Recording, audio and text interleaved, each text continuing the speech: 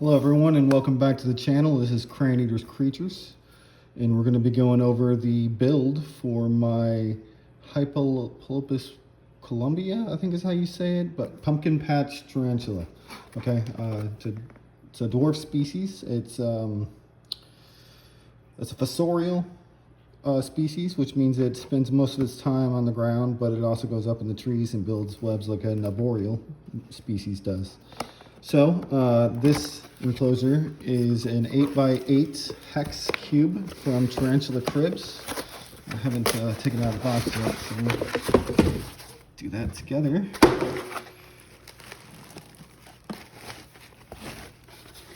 I really like these hex enclosures because they offer a unique style of an enclosure, but still a decent amount of footprint area for the spider when it's hanging out inside. Since it's a dwarf species, it doesn't need a whole hell of a lot of room, at least that's what I've been reading from everywhere I've done information on. And I love these Tarantula Cribs enclosures because they're very well built. The ventilation is fantastic. It's 2mm holes, you know what I mean? Very small, nothing's getting out of there, but it's enough ventilation to where it's got that cross ventilation because it's all the way around, you know what I mean?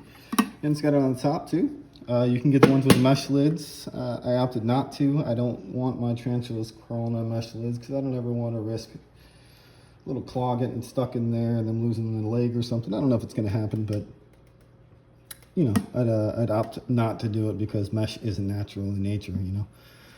Not that acrylic is either, but they're not going to get their hand caught in here. So, all right.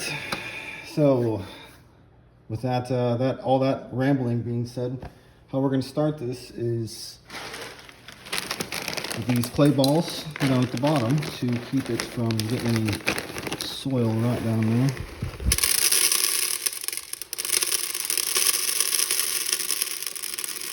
Don't need a lot, just enough to create like a little layer. Nothing crazy, about a, you know, anywhere between a ½ inch to an inch should be sufficient.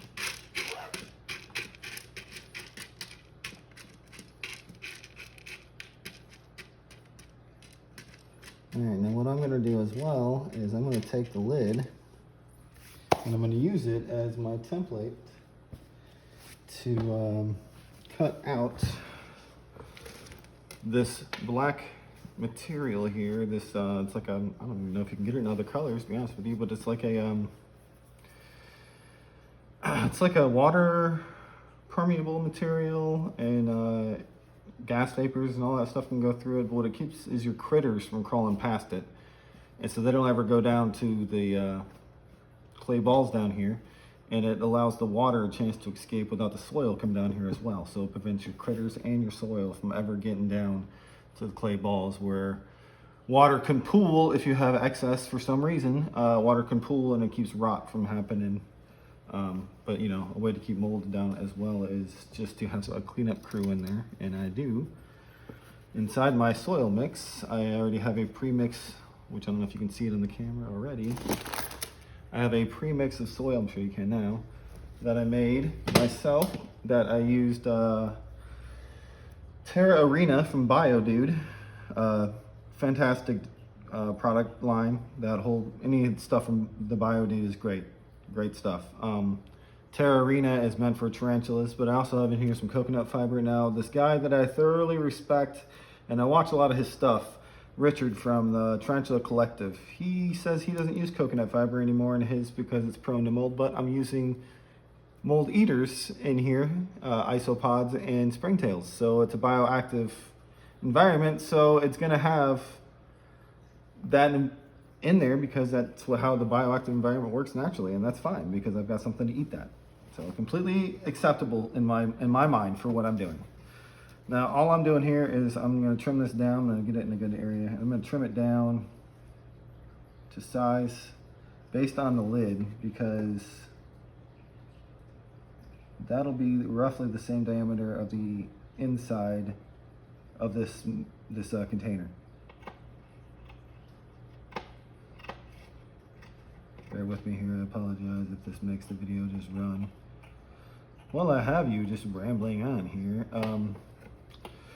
I apologize if anything you see on here isn't what you would believe is the correct way to do it.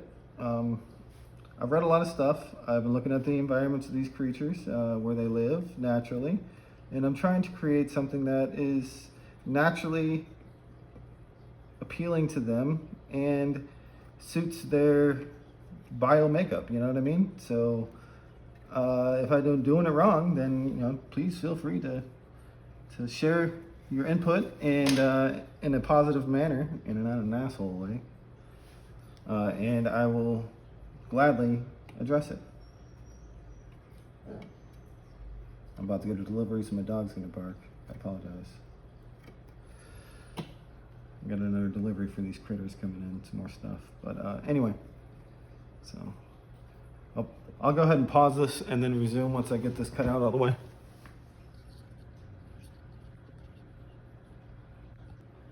All right, so we've got it cut out to the appropriate size. Put that on here on top.